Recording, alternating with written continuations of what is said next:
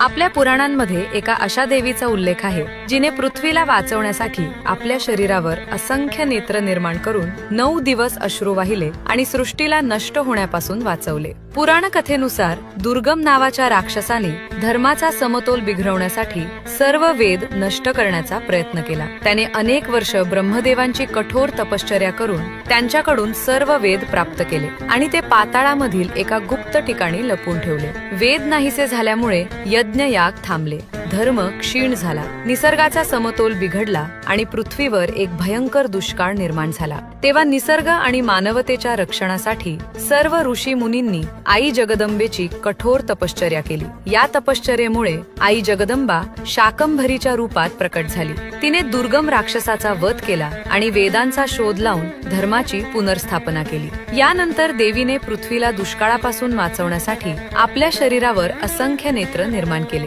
9 दिवस अश्रू वाहून पृथ्वीवरील पाण्याची कमतरता पूर्ण केली।